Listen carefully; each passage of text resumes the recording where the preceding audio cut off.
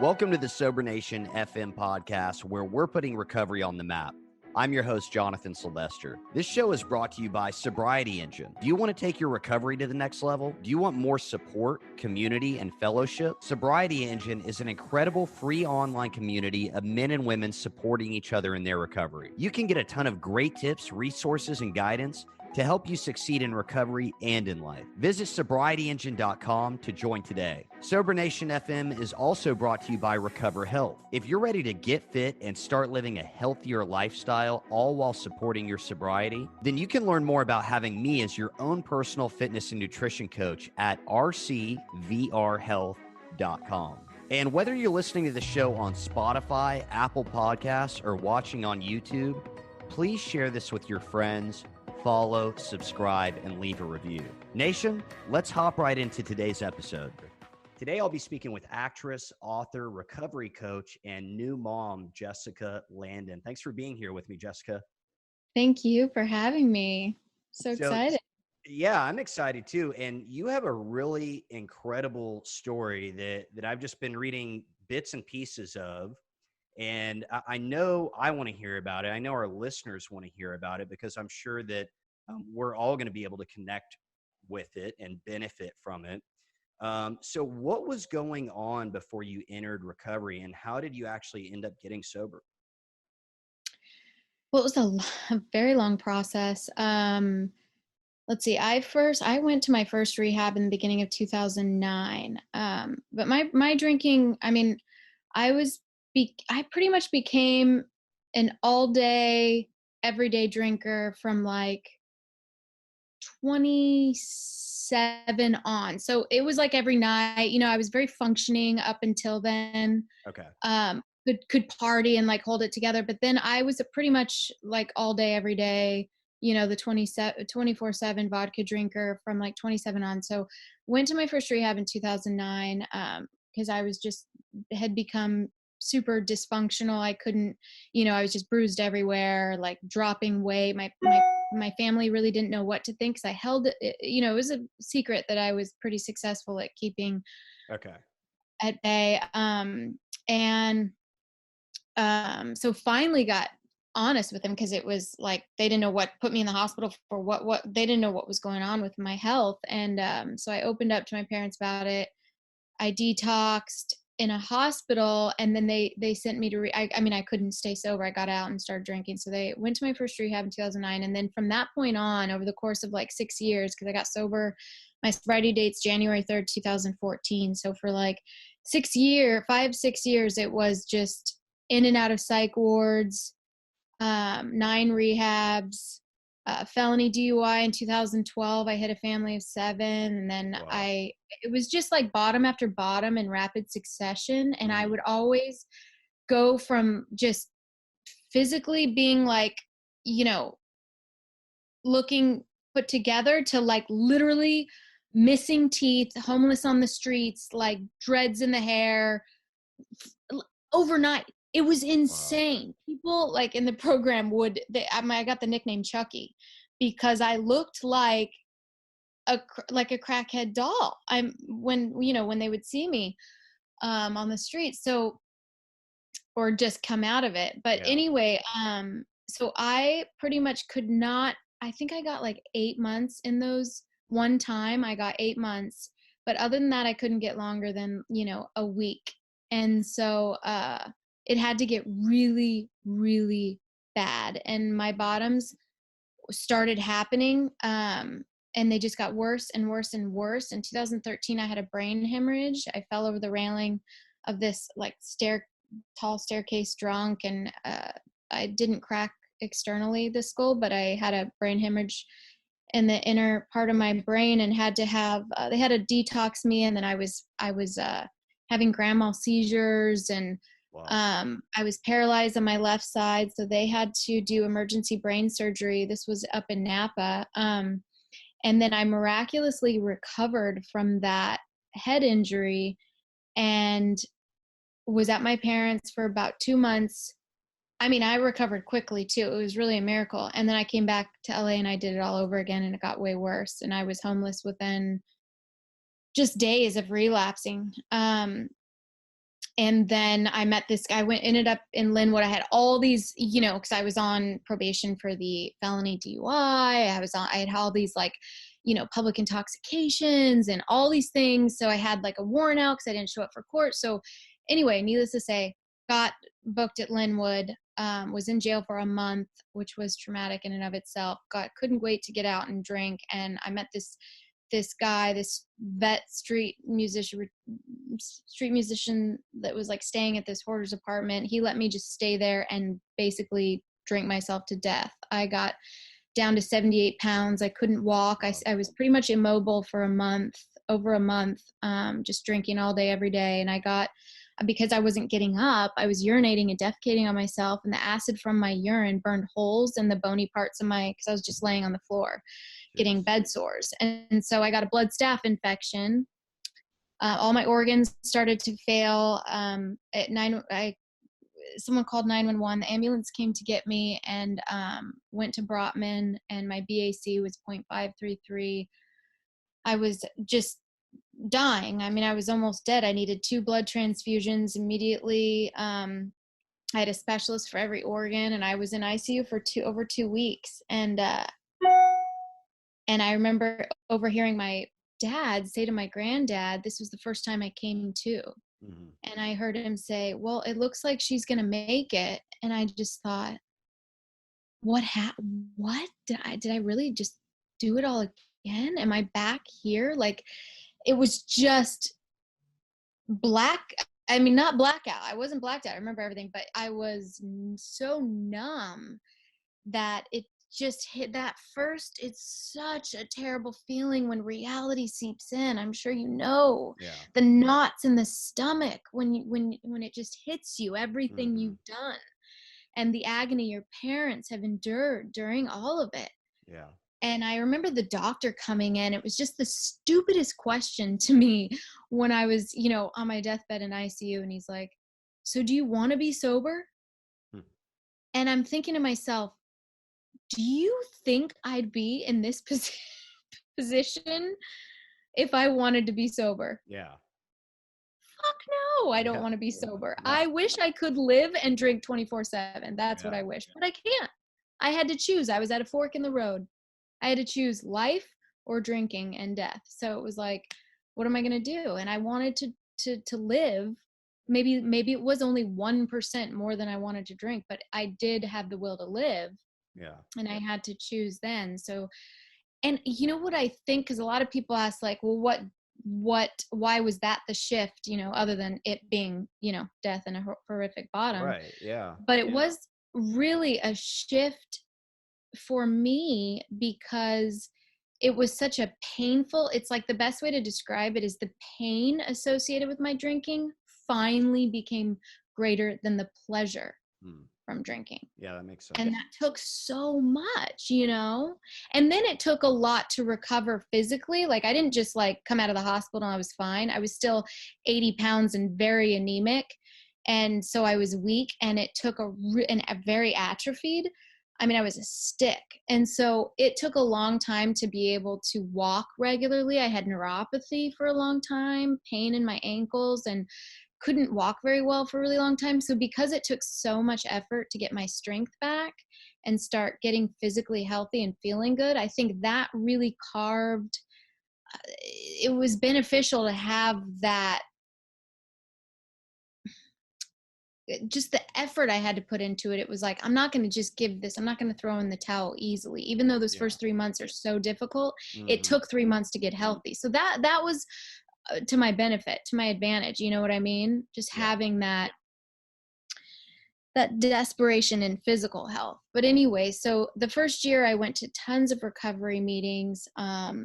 You know, I had the gratitude, which initially, you know, I always talk about how there is circumstantial gratitude and then there's long lasting gratitude that comes with daily practice. I had the circumstantial gratitude because coming out of jail and having a bed and being able to eat good food is like, okay, I'm so grateful for this, but it doesn't last. No. You know, you have to like really get a program going and practice gratitude. Well, so I want to rewind real quick. One thing I want to ask you, you know, because you went, gosh, I think you're just such an awesome example of what recovery is all about. When we got connected, Yeah.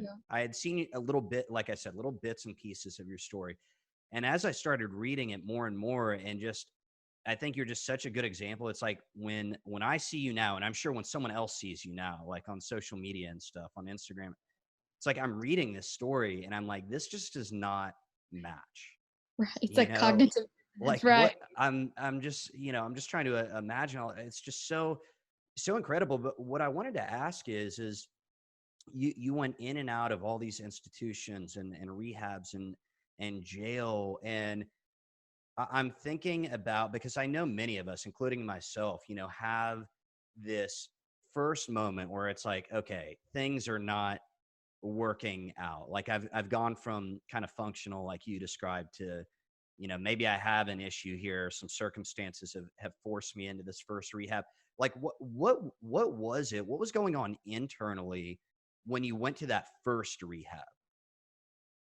When you went to that first rehab, like what was kind of going through your head? The reason I ask is because I think if some of us could kind of hear a little bit more about like that moment, Right. Yeah. maybe it Yeah. would Good. click a little bit sooner, right? Sooner. Right. Good question.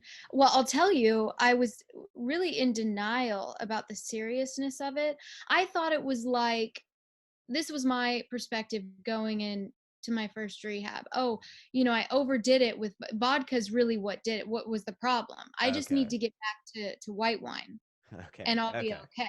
Yeah. It's like when you gonna get out of control with sugar, I thought I just needed to detox and then I can have one cookie. That's how I thought alcohol was. I wasn't taking into consideration that it's a substance that hijacks the brain. Hmm. It's a manifestation of dysfunctional brain chemistry. This isn't like, oh, I need to do a detox, a cleanse, and then I'll be able to like moderate because I'm not used to eating that much. It's not like that at all. The brain is rewired permanently because of what the abuse and the doing it, so drinking Okay. every day. So yeah, I was definitely in denial and I thought, okay, vodka's the problem. I just got to get out. I'll do this. I'll treat this like a cleanse, like a retreat, and I'll get healthy and I'll just go back to drinking moderately white wine. And it was great. That's my first psych ward experience because I went from 0 to 1,000 and it was just insane. It was like, whoa. And my BAC would get so high that doctors would assume I was trying to drink myself to death. And my parents Wow. would want me to get locked up. So they'd say, I was suicidal Right. because they wanted me to be locked up. So yeah, I would get put in a 72-hour hold in a psych ward. Wow. Well, And then okay. Yeah, that's so I guess what you're saying in part is kind of what my experience was like. You thought at the time it was just this specific substance and it's kind of just substances, period. right. Okay. Very exactly. Okay. Yeah, that makes sense to me. And I think, like obviously I think like in AA, like there's a story in the big book about like putting, a little whiskey in the milk or like trying Right. different, just beer, just that. Man, I tried all that stuff. Like I don't just none of that. Exactly. I think we all kind of have to have that experience just to be proven like you cannot do this successfully. Exactly. Well, you know what? It was proven over and over again. And then this is where I took it. I tried to just drink Listerine. Oh my gosh. Yeah. Listerine. And That's so then one time my dangerous own too. perfume. What? That's so dangerous too. Like Oh, I hear a it's lot of horrible so stories. yes. It's so filled with chemicals. Oh my gosh, I can't even believe how much Listerine I've drinking and not died. But yeah, so Listerine was like my drink of choice. Oh, because I like made friend. I didn't have friends in the real world anymore, only friends in AA. So I was like, well, I have Okay. to go to meetings. I'll just drink Listerine to go to meetings. I couldn't understand Wow. the concept that everybody was just happy in meetings. I didn't understand, like, how are you guys all just full of joy, holding hands and praying and doing all this stuff, laughing at each other? Like, what? I can't even. It, it was such a survival, such a deep-seated survival thing for me, the way I Hmm. viewed alcohol, that I mean, I had to drink Listerine to go to meetings for a while. So I'm trying to understand the timeline a little bit. Like for those that don't know your background, I mean, you were partying with people like Hugh Hefner. You were on television. You were in magazines. We're talking a lot about this internal battle going on, right? And it sounds like again, on the outside, at least for a while, like things looked great, but on the inside, this addiction, your addiction was kind of controlling things. I mean, how was all this working out? I mean, I know you said things just progressively got worse, but were you like going to events and just trying to hold things together, or and when did kind of all that start to go downhill? Like, Yeah, uh, that's a good question. I early on, I was a pretty typical. I mean, I had signs of I wanted to drink every night, but it was more moderately. But for party, in terms of partying, I was just like everyone else at that age. I mean, it okay, wasn't yet, there were definitely signs. And in high school, I was a closet drinker, and my mom found a trash bag full of little vodka bottles. So like I was definitely alcoholic developing, but I seemed very normal on the surface, and I could definitely function and hold it together at that age. And I was partying, yeah, with Hugh Hefner and Perfect 10 magazine owners. Like it was very glamorous looking, but I also saw, I was pretty perceptive. I could see a lot of the girls around me were suffering internally the same way I I was. was going to ask you that. Like, you had to see other people kind of going through the Oh same yeah. thing around you. Okay. Yep. This glitz and glamour. I knew right away, like, oh, everyone's trying to fill this hole and it Mm, really doesn't work. Oh, okay. So this is no. actually kind of a drug in and of itself. And you kind of sell your soul to the devil when you're kind of in that world, and then you have to medicate the shame that's killing you with something. Wow. So it's kind of a spiritual warfare early on. I saw that, like, wow, it's just sucks the soul right out of you. And then there's this emptiness, this void, this vacuum that you just start filling and filling, and it's obviously never enough, and you keep going. And I thought I could kind of come out of that, like a lot of binge drinkers in college do. I don't know, I don't understand it, probably because they Yeah. didn't do it all day every day and rewire the brain that way. But yeah, I thought I could come out of it, and I didn't. I just kept drinking, and then earlier and earlier and earlier I'd start drinking, and then eventually it became just 24/7. Because you know how when you hit withdrawals, I mean, within just a couple hours I'd start going. I couldn't sleep very long until I started, my would start pounding. I'd start shaking violently. So I literally had to keep a water bottle full of vodka next to my bed Mm. and just pound it when I started hitting withdrawal. So and then that's when it becomes hell. You can't live it with it or without it. And then you're just in hell. And I didn't know, there was years where I didn't know how the hell I was going to get out of it. Wow. It's I miserable. really, yeah, I really like how you said that it just got to a point to, gosh, it's so interesting. Like we use this term rock bottom a lot. I mean, how many rock bottoms did you experience? And it's just such a crazy thing because you think like it can't get any worse than this until you wake up, like you said, in your experience, in a hospital bed. And it's just like, how did it get this bad? Like, how did I let it Go continue? this far. Yeah, go this far. Yeah. Gosh, it's just crazy. But I like how you described it. I mean, and I think I can certainly relate, and I'm sure some of our listeners can, that just the pain got so much worse than the benefit that you were, Right. or the pleasure you were What I getting was using it. from. Exactly. Yeah. So, okay. So moving forward, so you recover, you say it takes about 3 months to recover physically. And you said you were going to AA meetings. So did you stick with that? What did your recovery kind of start to look like over those first few months or first years? It morphed, it evolved as I evolved. And I think that was important for me to sort of expand my toolbox rather than Mm, just stick in one area. I wanted to, although I mean, I love recovery meetings. To me, I think that was really the introduction for me to a spiritual path, was like, wow, there's something very magical and spiritual about being vulnerable and deeply seen by another human being. And I do, I think it was Mother Teresa said something like, you look deep enough into another human being, you see the face of God. And there's something about that. There really is. And I think that's where in AA, I really found that seed where I was like, oh, there's something. I get in the flow with this consciousness, this source consciousness, when I expose my demons and I'm connected to these other people that are brave enough to expose theirs, and there's this magic happening. And so I wanted more of that.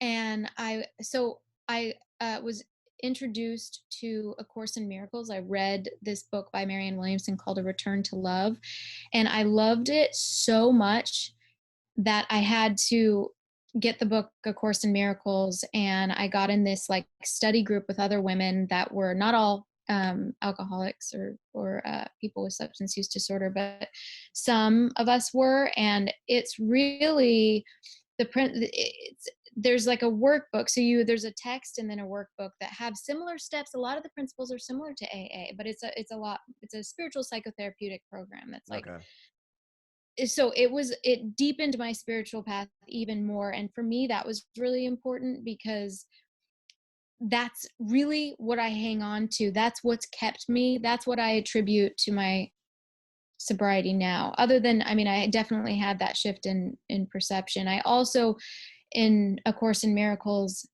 was desperate for a shift in perception from body identification to spirit identification, because the world I lived in, my value was based on how I looked.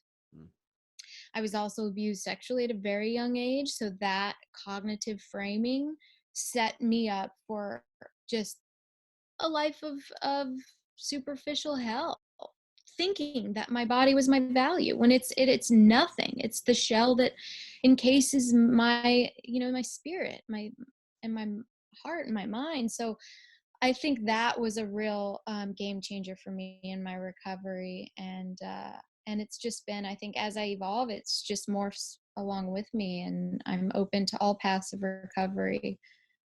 Yeah, I think that's awesome. Well, and so I want to ask, you go to some meetings and then you get into this book and you start doing the work there and you start getting more connected spiritually, which I want to ask you more about specifically in a second. But what were some of I know you had the physical recovery going on, but what were some of the other things that maybe you struggled with early on in recovery? I have a lot of social anxiety. So I think having to learn how to cope with it without taking something was really hard for me. That was like Okay. a milestone when I learned how to deal with that and walk through that rather than medicate it. That was huge. I still have, with pregnancy hormones and postpartum, I didn't have depression, but I definitely, my social anxiety has surfaced here and there. By no means has that gone away fully. And what's difficult about that is I love people. Obviously, I've said I love connection. So that's the inner conflict within me, is this desire desperately to connect and be seen by you, but have this anxiety, that cripples me while I'm attempting to be connecting. You know what I mean? Yeah. So it's kind of like just an ongoing battle, having those two issues. So there's that. And then what else? My whole up until, let's see, the first 2 years I was still struggling with eating disordered eating. Okay. So that was something that kind of surfaced pretty strongly. I think, I've had a lot of things that is, it's like, I'm sure you've heard the saying, you squeeze a balloon, the air goes somewhere else. That's really kind of how my isms early on. I had a lot. There was disordered eating. I had a gambling problem. I had, the drinking, the binge shopping. Like, it was just, there were a lot of things I did in excess that I had to learn another way. And that's probably why I needed a spiritual solution too. It was it was like, man, I am really flawed. I need to like seek another, source of, I just need to be elevated out of my body. Hmm. I was such an animal. I was Yeah. so like tuned in with my midbrain, my animal instincts, my reptilian brain. I was just constantly on this wheel of like more of this, of pleasure, of instant gratification. It was like, fill me up, get me high, like make me feel good, make me comfortable. What can I take to just make me comfortable? The only thing that has done that is connecting with the source consciousness, Christ consciousness. That's the other way I get in the flow. When I used to describe alcohol, it was like, it wasn't just numbing for me, it was getting in the flow. It allowed me to get in. This isn't to glamorize, it's just to be very honest and vulnerable about what alcohol did for me personally. It Sure. got me in a zone that I quit. I quit thinking, self-editing, thinking about what you're thinking of me. I quit thinking in my head, and I was able to just be and get and become one with whatever I was doing, whether it was performing. I was in improv. I was in a comedy group for many years, and I would drink sometimes a bottle of vodka, fifth of vodka before going on stage. Never messed up my lines, like always perfect performance because my tolerance was so high. You know how we do it. We're like so uncanny with that shit. Um, but yeah, so it would help me just get out of my own way, get out of my head, and go with and be in the flow, be in the zone. The then obviously I quit working, and I couldn't even function anymore. So I Yeah. had to figure out another way. Well, spirituality is that way for me.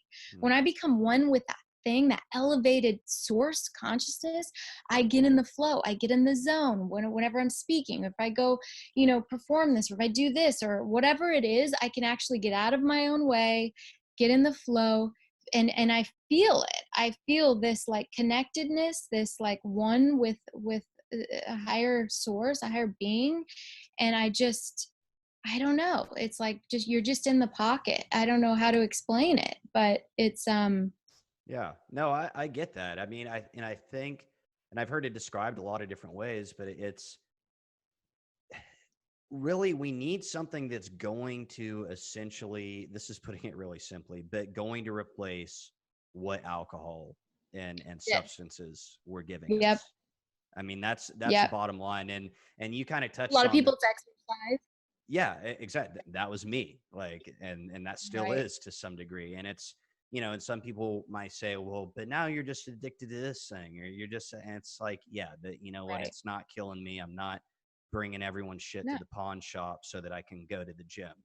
It's Exactly. so, Exactly. I, If it's and I, bringing you those happy neurochemicals, then great. It's yeah, natural for way to do it.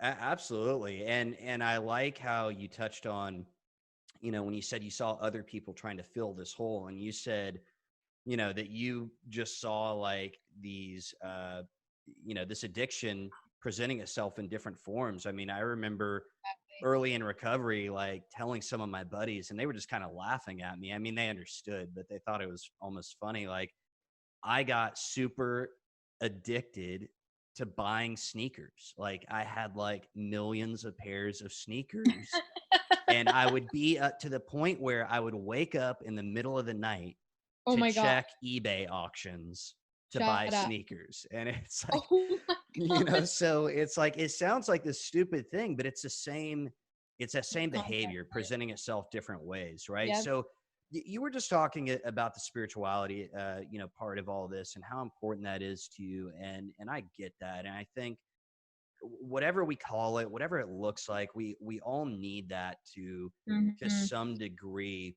If someone's listening right now, and maybe they're kind of struggling with that part of things, like finding that connection that you're talking about, where would you suggest starting? Like, how would someone just get started in making some kind of spiritual connection, do you feel like?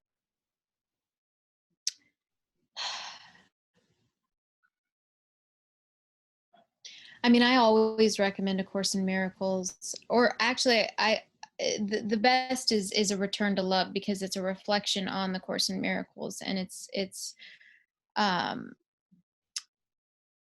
that's a good question. I was starving for it, so I think I just started praying on my knees because, obviously I was desperate.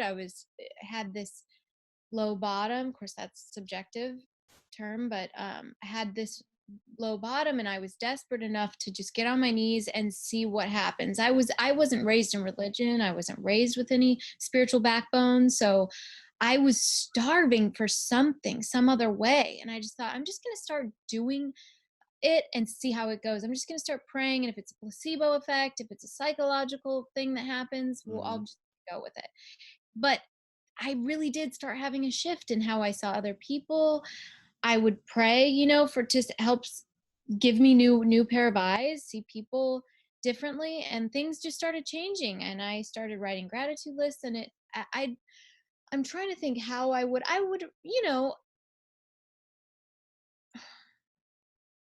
I think you're saying just try it. Just try something. Just try it. Yeah, Yeah. just be open. Just even being open to it Mm. is huge because I know a lot of people that aren't. But if you just try it like I did, because I was pretty, I was definitely agnostic. I won't say Sure. atheist, but I was definitely agnostic. Yeah, same here. Yeah. And I think just being open to it, it just, wow, something's there. I don't know what, but something is happening. Something cracked me open Hmm. and seeped in, and I wanted more of it. And it created a shift in perception. And that's really what's kept me sober. Yeah, no, I agree. And I've said many times on this show, I've said so many times to people, even in recovery meetings to this day, like, I never thought I would be someone speaking about spirituality, saying I'm a Right. spiritual person. Right. Like, I was the person that was totally talking shit about anyone that believed in anything, even though it was clearly helping them in their lives. Right. And my experience was like exactly yours. And I think I would agree with you. Like, if someone's struggling with it, just try something. Yeah. Because for me, like, I heard and saw people in meetings that seemed happy and they were talking about prayer. And I was like, you know what? I'm going to give it an honest shot for like the first Yeah. time ever. Exactly like you're saying you did. And I did, and things did start to change. Like, and I couldn't deny it. Like, it was harder for me to say no, it doesn't exist, or there isn't anything out Right. there, than just to say, like, you know what, fine, my life's improving, like, I'm just gonna roll with it. Right. Right. Exactly. And So people always ask me, like, I'll have friends like, well, what do you do, or whatever. And I'll say, well, just, just, just try praying for it. Go into detail, have an authentic conversation with God, with whatever you want to call it. Just put it out there into the universe, but be detailed and just really sincerely. Why I say detail is because usually that brings people to the present and really like makes them sincere because they're and something but when I tell people that, I feel like a lot of people kind of they hear me, but they just think, nah, that won't work, or yeah. I don't know. You know what I mean? No, I get it. I mean, I was sitting because I would be saying, like, yeah, this lady's crazy. Right. Right. Like, Exactly. Me too. but Me but too. it's I don't know. It's such a weird thing because again, I know your story now. And so, I would still initially, like, things just hadn't gotten bad enough for me. I think they just, even though my bottom didn't look like your body, I think it does. It just, it, Oh yeah. we need to get to that point. Exactly. And that manifests outwardly differently, but it's the It does. same thing on the inside. The bottom is all the same on the inside. Whether, you lost your house, you just had a DUI, whatever it is, it looks the same. Bottom is different for everyone, but and everyone has a different tolerance to pain. Mm, I feel like you know what I mean? So I had a very high tolerance. I just kept going until I just couldn't take the pain anymore yeah. of it. But so that's the other thing. Yeah. But yeah, Well, I think it, there's a big misconception out there too, that you have to get to this awful point. definitely That, right. like, You don't. you have to lose your house, you have to screw things up in your relationship, you have to lose the job, you have to go broke. That's just Exactly. And you know what? Sometimes, like, I remember I'd hear a lot of people that that were struggling with sobriety, but that really hadn't, like, they had a great life. They had everything together. They had a family. They hadn't lost anything. And I thought, man, kudos, accolades to these people, because I could never. They have it way more difficult to get sober. How do you get sober when everything's going fine? Yeah. So that makes it even harder to remain. People are, it's huge to be able to do that. Absolutely. Yeah, absolutely. So, by the way, congratulations on becoming a new mom. Thank you. Thank you. And one of the things I wanted to ask you about, you and I were kind of talking about this, and hopefully we get some of these other ladies on the show, but I know you've teamed up with some other women through social media, and I think you guys call yourselves the Sober Mom Squad, right? Yep. Sober Mom Squad. Love We started that. a Facebook group. It's already rolling, man. Women have joined. It's great. Awesome. So what specific issues are y'all trying to address? Like what specific things do you think moms face in sobriety? Oh my gosh. So Yeah, much. Well, kind first of of fill all, me in, because I'm not a mom. So fill me in here. well, first of all, it's like going, what if somebody told you you have to, after a life of just being, all you had was you to take care of, to get sober for, to do, you have this new life, and then suddenly you have a 24/7 job. You can't think about yourself or your needs or your anything, your desires, nothing. 24/7. You have to be on alert. You have to be like constantly worrying and stressed about like keeping this other little human alive and fed, and it's unbelievable, like just how crazy you can go in the mind if you're not taking care of yourself, talking with other moms to tell you you're normal, it's okay, it gets better. Just not having any time to breathe. It's really hard, and it's expected. It's like, oh, you're a mom, you got to do it. Like nobody else is going to do it. You now have this huge responsibility. I mean, the dad too, but it's in a different way. I mean, we're 24/7. Dads get breaks. You know what I mean? True. And then it's also the hormones. Oh my gosh, they are like mind altering substances when they're raging. Trust me. I mean, when the hormones, first of all, during pregnancy, I had pregnancy rage, so that was like, whoa, this is like gnarly. It would turn into the Hulk and want to kill someone. But Well, I'm laughing to myself a little bit because my wife and I are expecting a baby girl in September, so I'm just waiting for. I'm waiting to say. So you're scaring me with new person. Life is on the line. Wife will turn into Hulk. I'm making a list here of things to expect. has she had any pregnancy rage? Not yet. Not yet. Okay, well, I'm just I'll prepare preparing you. myself. Thank you. So wait, then how far along is she? Yeah, so she's we just hit the 20-week mark. Okay, awesome. Yeah, Okay, so if you yeah. haven't had pregnancy rage yet, you might be in the clear. Okay. Girl, I hear that boys are different. I maybe because the testosterone running through my blood. I don't know.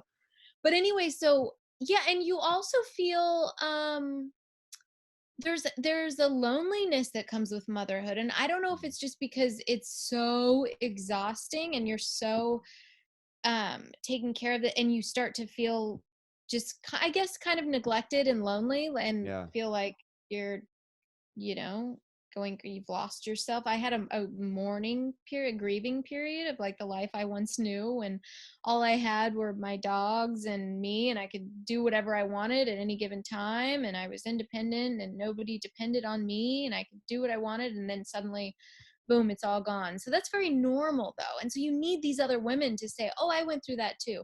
Oh, you're having problems with this worked for me.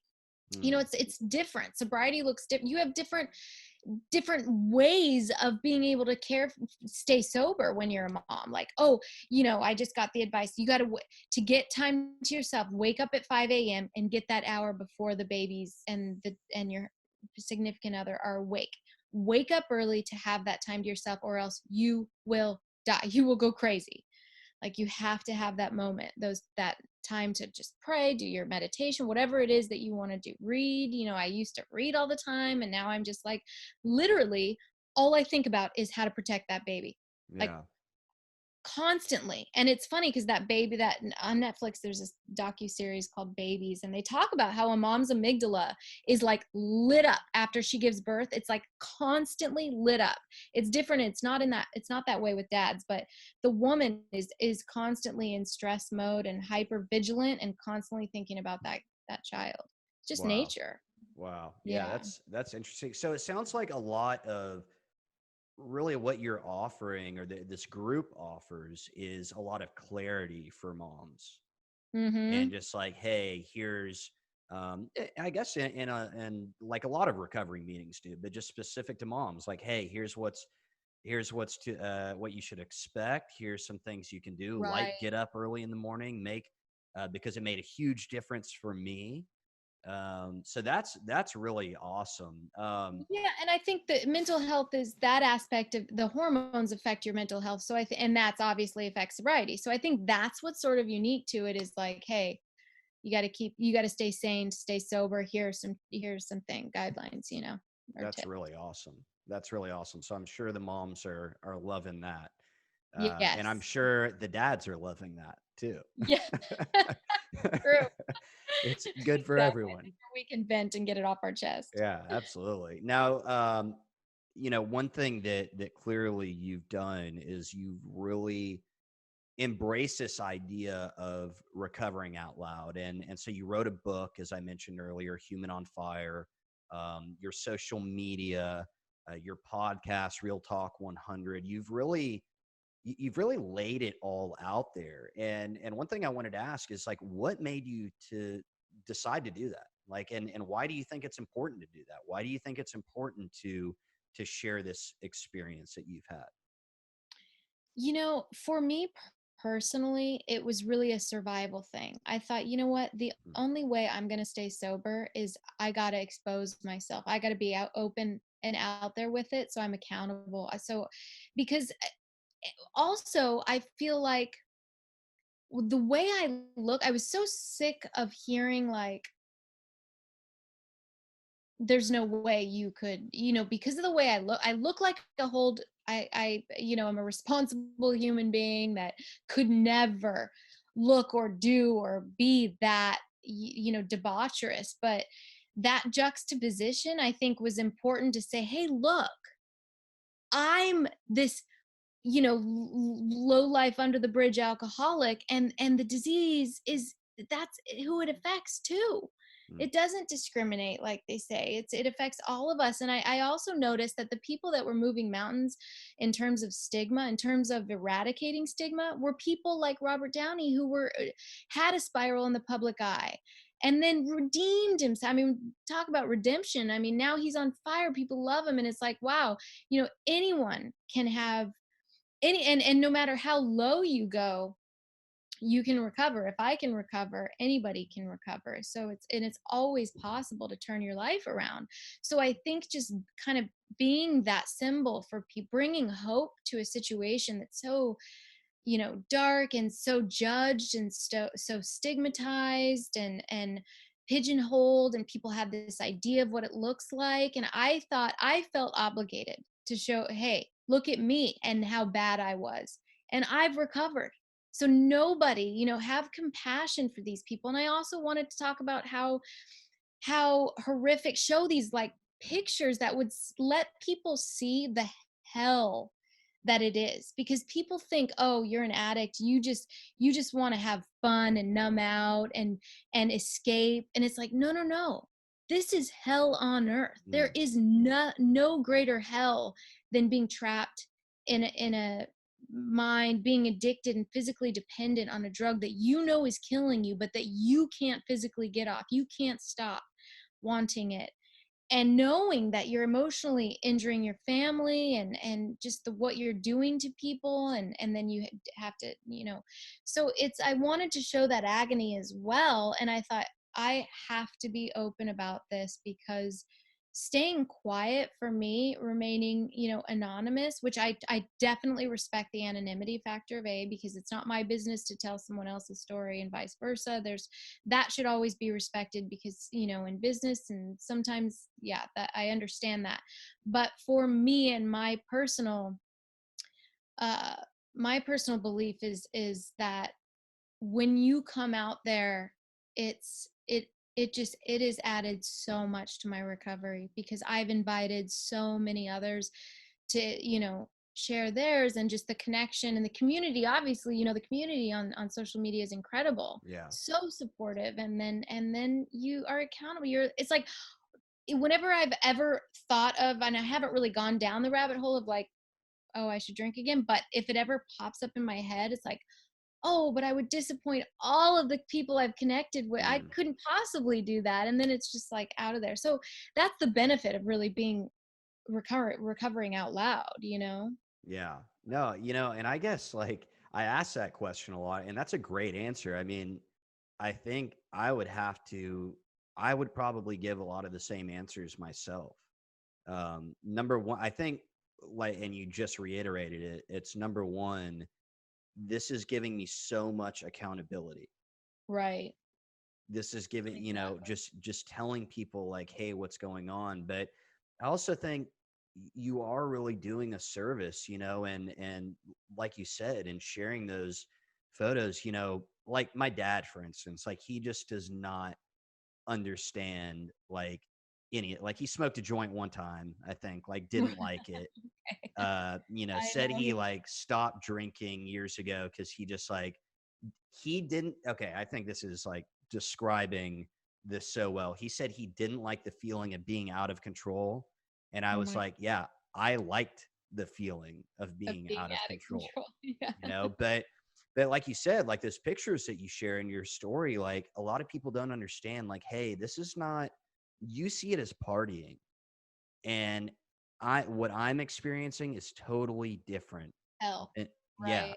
than what you're seeing. Like I am suffering. You're seeing it as, hey, I'm just having a good time, like ignoring responsibilities. And I'm seeing it as I have to do this today to like literally get out of bed. Exactly. And that's hell when you're trapped in that cycle. Yeah, absolutely. Now you just mentioned, and I did want to ask you about this because I'm sure you've got some celebrity friends. You've definitely hung around celebrities in your time. You just mentioned, Robert Downey Jr. There's more and more people are opening up, right, and sharing their experiences with addiction, including some pretty big celebrities these days, as we hear more and more about. Mm-hmm. Do you think that the stigma and the conversation surrounding addiction, do you think it's starting to change a little bit? And do you think maybe some of these bigger celebrities coming out and sharing their experience, do you think that's starting to change That's things in a been positive light? Yes. I Okay. mean, people, yeah, like Tom Hardy, Eva Mm, Mendes, like that is helping so much. People that are ignorant go, oh, and they look up to these people and they hear, oh, they're sober. Like they had a problem. They were crazy. And because Tom Hardy's shared like pretty gnarly stories yeah. in interviews. So, um, even Bradley Cooper, like, yeah, a lot of Yeah. people are talking openly about it. And I think that's helping a lot.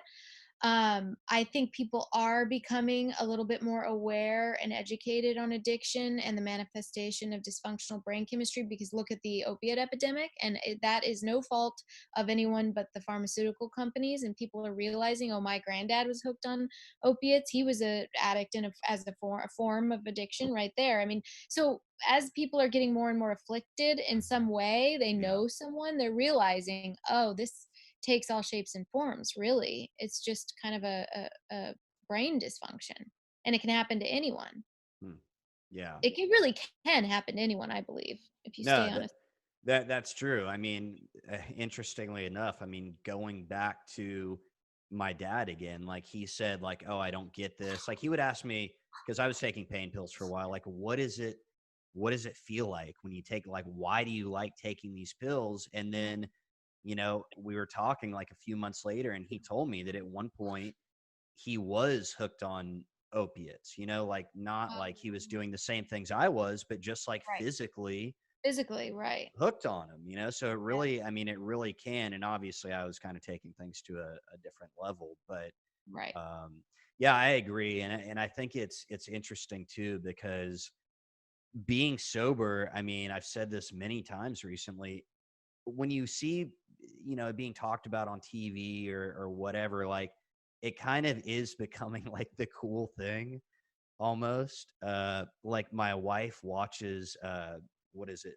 Vanderpump Rules. Oh yeah. And like there's all these people like on Bravo and all these TV shows, and it's like they're all getting sober. you know Really? yeah, So yeah. it's becoming the see, I didn't know Good for that. you. That's pretty cool. Stay away from it. You don't need it. You don't need it. But yeah, no. So I mean, it is interesting. And yeah, really big celebrities like gosh, yeah, you mentioned Bradley Cooper and Yeah, it's um amazing. Eminem, like Eminem. so many Yeah. people. Yeah, pretty awesome. So I always like to ask that, because I think the conversation is changing. And because the It truth is. is that I think, if we really think about it, like everyone knows someone that's affected by it to Yeah, some degree, exactly. whether it's I mean, someone in your even the family or medical not. community, they're trying to change the verbiage around it. And I have kind of mixed thoughts about it. Like, Hmm. no, it's person with substance use disorder, not addict or alcoholic. But really, it's like, is that because now, like, most of the people in the country have at one time, been addicted to opiates? So now we have to make it a classier, like, verbiage. I Right. mean, what is this? Like, it was okay before, but now that it's affected, like, so many people, we have to change. And I just feel like we need to change the cognitive, what it elicits in us shouldn't be negative. To say an addict or alcoholic, it shouldn't be so negative. That should Yeah. be the same, that should be interchangeable with person with substance use disorder. So rather than Yeah. change the verbiage, we need to change what it elicits in people, like how people feel about the terms. Very true. Yeah, I'd agree with that. I did want to ask you, and you touched on it a little bit, but and I know you're part of, the sober mom group, and there's some other things you do, but what are you continuing to do today? Like, what does your recovery look like today? And what are some of the things that you continue to do to not just maintain, but kind of grow your recovery? What would you say? Well, I mean, I've really had to go back to basics with this quarantine stuff, because I mean, I feel like I've been quarantined since I gave birth November 16th. So I really only I never let I mean, I really have been quarantined since then. But I have reread A Return to Love. I mean, I still am. I pick it up like every night. I have been praying and writing gratitude lists and connecting. That mom squad meeting's been a game changer for me in this quarantine. It's been really, really helpful. um Family, like being able to come up here and be around it makes me so much more grateful. Having to be away from everyone was like so miserable, and now that I'm kind of with everyone, and my brother and his little girl, and everyone's healthy, I'm just bathing in gratitude right now. And I think yeah, I guess just getting back to basics and prayer, I has always been my the backbone to my recovery is my spiritual connection, and really leaning on that. That's awesome. Yeah, I've heard that so many times during all of this, getting back to basics. I know, right? You But that know, looks different for everyone. it Back to does. basics, like meetings for a lot of people, Yeah. meditating, whatever it is. Hmm. Um, yeah, but it is kind of getting back to basics for now. But yeah, I definitely think this spiritual part is has really kept me sober. That's awesome. That's awesome. So before we wrap up, Jessica, what is one piece of advice that maybe you'd like to share with the sober nation? It's always possible to recover. It's always possible to turn your life around. And what would I say? I think vulnerability, I think, is so important to really truly recover. I think being vulnerable and open and trying new things, being open to spirituality, being open to telling your story to people, not just like in recovery, but just kind of really opening yourself up.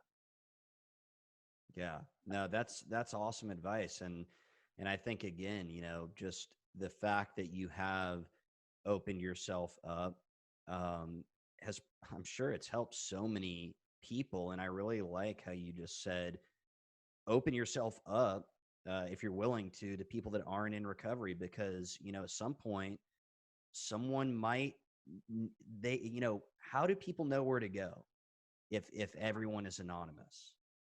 Right, exactly. That's so true.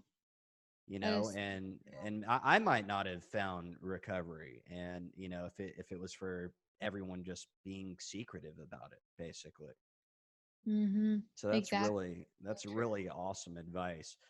So you can connect with Jessica and learn more about her recovery coaching, her book, her podcast. You can follow her on Instagram at Jessica Landon 12, or by visiting her website, humanonfire.com. Thanks again for coming on with me today, Jessica. Thank you so much for having me. Be sure to check out the show notes for all the info from today's episode. Sober Nation FM is brought to you by Sobriety Engine. Sobriety Engine is a free online community of men and women supporting each other in their recovery. Visit sobrietyengine.com to join today. This show is also brought to you by Recover Health. If you're ready to get fit and start living a healthier lifestyle while supporting your sobriety, you can learn more about having me as your own personal fitness and nutrition coach at rcvrhealth.com. And again, whether you're listening to the show on Spotify, Apple Podcasts, or watching on YouTube, please share this with your friends, follow, subscribe, and leave us a review. Nation, thanks for tuning in, and I'll see you next time.